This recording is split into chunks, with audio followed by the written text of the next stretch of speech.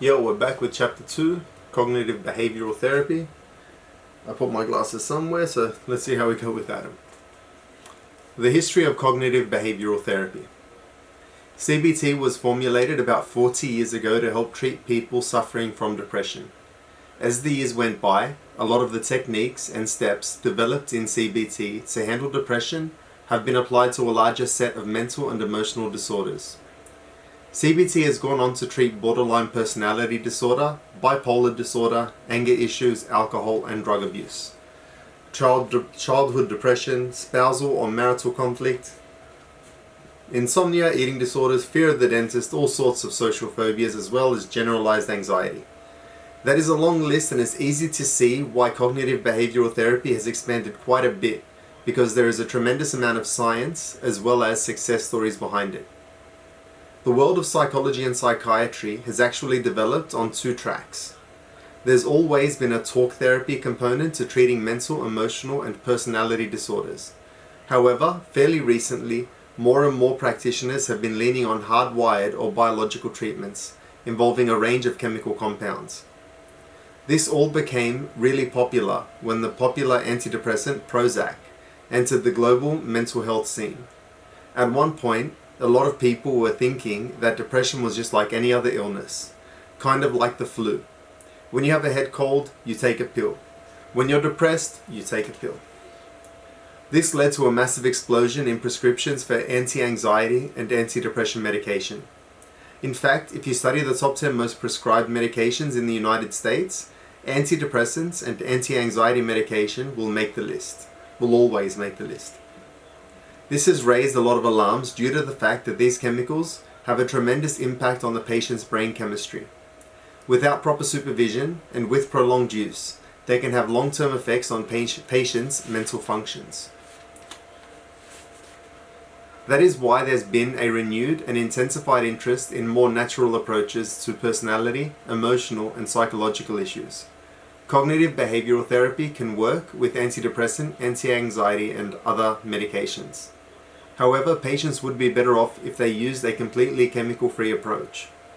The person often created as the pioneer of cognitive behavioral therapy is Dr. Aaron T. Beck. Dr. Beck focused most of his research on the study of depression. In particular, he wanted to see the connection between depression and the cognition, or the ability of depressed people to perceive their reality. He noticed there was quite a link between depression and people's cognitive thinking. Prior to Dr. Beck, the common idea was that depression happens and it leads to negative thinking. Dr. Beck reversed this process.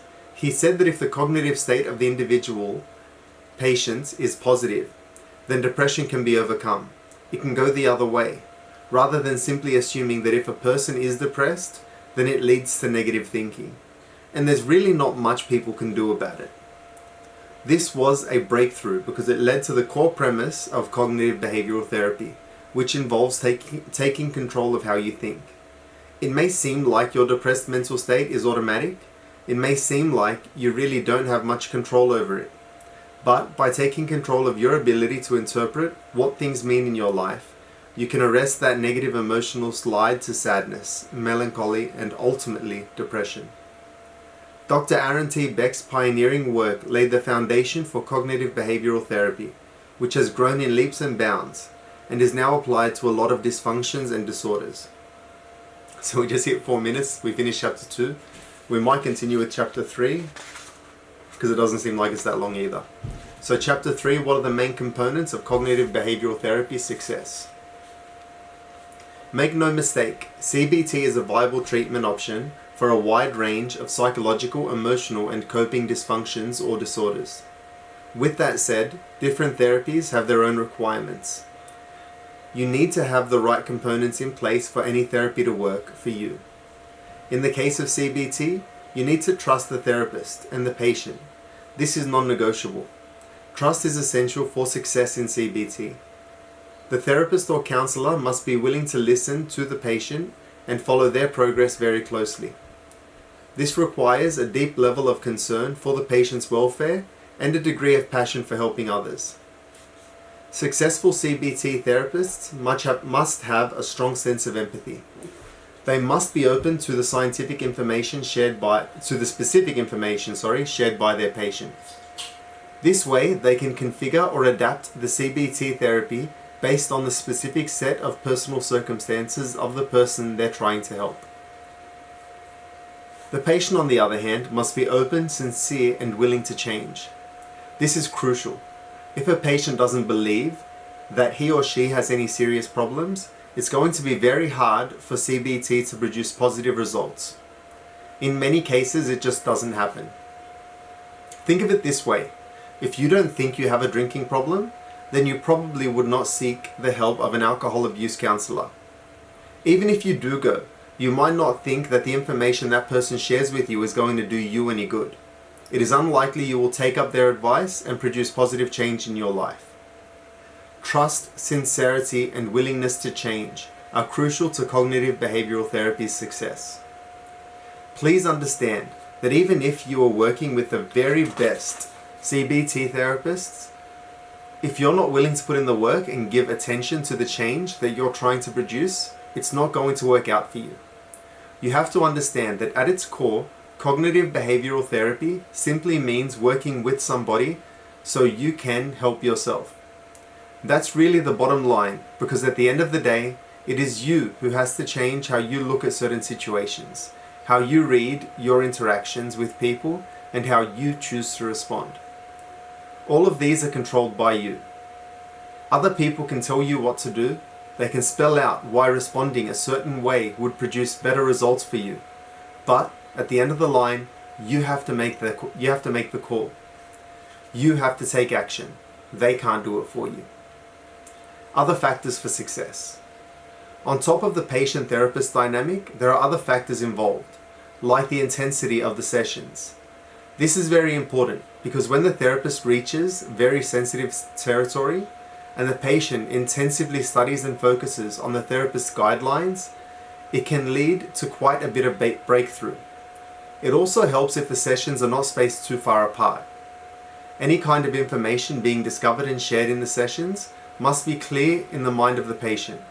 It must be at the top of their mind in order for that person to learn from the right insight and, most importantly, apply it. If too much time passes between sessions, the patient might forget the important lessons. It also helps if the delivery of key concepts is done in a way that appeals to the person being helped. All of us have our own learning styles. Some of us are very big on ideas. If you're not that type of person, you tend to do well in a classroom setting. Others are more experiential. We like to see things as they play out in front of us. This way, we can see the patterns and connect the dots, and this increases our chances of putting that information into practice. Others tend to be more social. They like to see the concepts played out in a social setting so they can identify them clearly and put them into practice. These traditional factors have a big impact on how individual thinking patterns are structured. It also has a big effect on retraining people's social skills. These factors come into play with CBT sessions that involve problem solving and activating behaviors. The bottom line, everybody is different. I wish I could tell you that you only need to focus on certain factors and you will be okay. Unfortunately, there is no one-size-fits-all or cookie-cutter solution that works for everybody in all circumstances. Instead, you have to understand these different components. They're like pieces of the puzzle. Maybe you would perform better if the treatment sessions were more intense. Perhaps you would do better if the therapist put you in the right setting. It could also be true that you would respond well if the lessons were spaced very closely together. The problem with all this is there's only one way to find out. You basically have to go through the therapy and see what you and your therapist can change to produce better results. Right now, all these factors may seem equally important. However, as you discover certain things about yourself, how you think and how you learn CBT techniques, you will begin to see certain patterns. You will be able to connect the dots and come up with something that works best for you. The bottom line is, you will only know once you go through it. There's a lot of trial and error here in terms of what would work best for your situation. It's important to keep in mind that even if it doesn't seem to be working, it doesn't mean that you have to stop. All that means is that you have to trust your therapist fully, so you and that person can come up with a solution that works best for you. Everybody learns in different ways, so no two brains are alike. You just have to trust your therapist and foster an open line of communication, so you can both learn from each other. Your therapist can help you realize the right information at the right time to produce the right outcomes. Okay, next we're going to get into automatic negative thoughts. Again, they're kind of just introducing a whole bunch of things. I hope that they get into something a bit deeper a bit sooner, because otherwise it's not going to be very helpful. But let's see how we go. Thank you for watching, and I'll see you next time.